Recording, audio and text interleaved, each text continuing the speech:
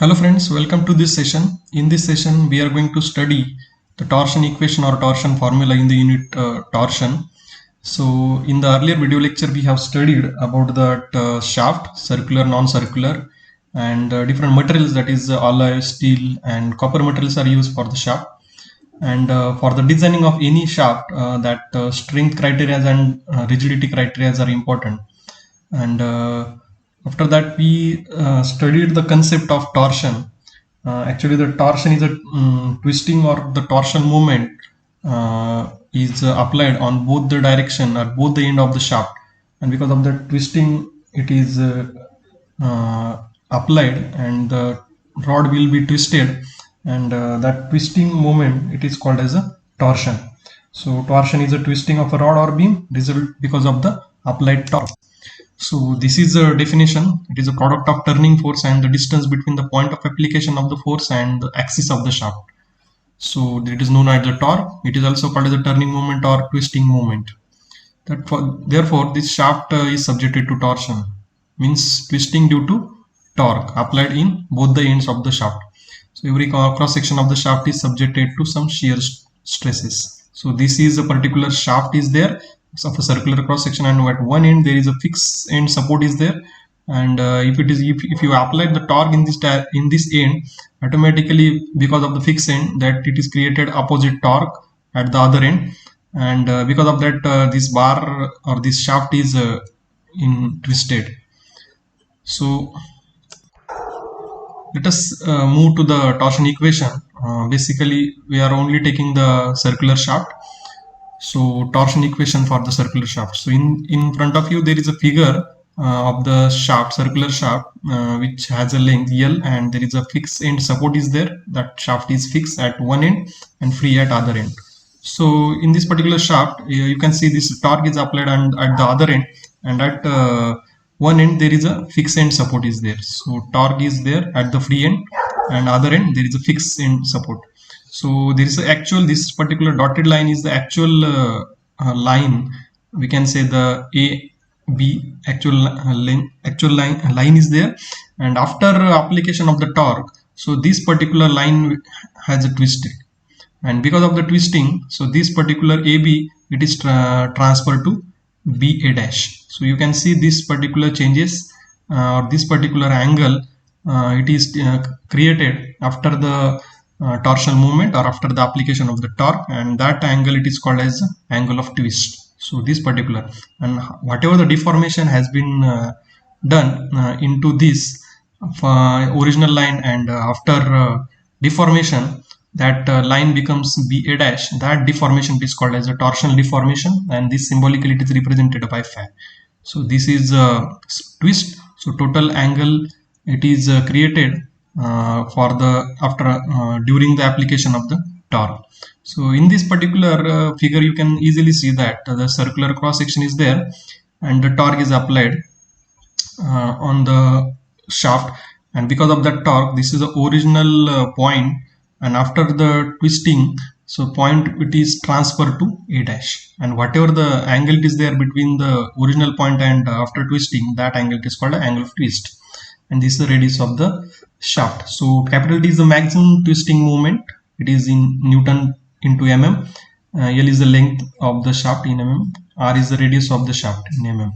So small r is the radial distance in mm, theta is the angle of twist in radian, capital G is the modulus of rigidity, or it is also called as the shear modulus, tau is the shear stress, and that shear stress is measured in Newton per mm square. Tau max is maximum shear stress, J is the polar moment of inertia, IP is the polar moment of inertia, tau A is the average shear stress, P is the power transmitted by shaft. So these are the symbolical representation into this torsion equation.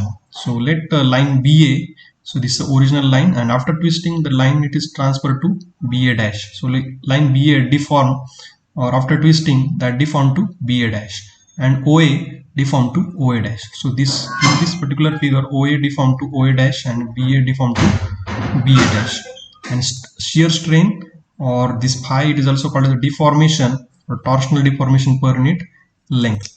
So you can see this tan phi into this figure a dash divided by L. So a dash tan phi is equal to a dash divided by, this angle is very small, that's why it is taken this this particular trigonometrical formula by tan phi is equal to a dash divided by AB. So AB length is L, so a divided by L. So phi we know that a dash, because of angle this is very small, that's why you can directly take this phi is equal to a dash divided by L, but a dash is equal to r theta. So if you this you can see this this a dash, this is a very small, and if you want to calculate this radial distance, so this is a center of the shaft, circular shaft, so r is the radius and theta is the angle of twist. So if you want to finding out this radial distance after twisting from original point, so this can be calculated by radius into twist. So r theta, this particular radial distance means a dash. So a dash is equal to r theta. So you can put this a dash value into this phi equation, so r theta divided by L. But we know that phi is the shear strain, and shear strain can be, we derived the formula, this shear strain is equal to tau divided by G, means shear stress is equal to modulus of rigidity into shear strain. So shear strain, by using that formula you can calculate that tau is equal to divided by G. So tau is the shear stress and G is the modulus of rigidity. So put that phi value in this equation, above equation. So tau divided by G is equal to r theta divided by L. So tau divided by r, make us simplify this equation. Tau divided by r is equal to g theta divided by L. So this equation will get, and this equation is also called as the equation for rigidity. So thus shear stress along any radius varies linearly with radial distance of the shaft. So that's why tau divided by small r is any radius and capital R is a maximum radius of the shaft. So tau max divided by, so maximum shear stress is occur at the topmost or extreme point of the shaft, circular shaft. So that's why capital R is a radius, final radius, and this r small r is the any radius. So you can write this equation like this, g theta divided by L. So this is equation number 1, let us say. So after that torsional resistance.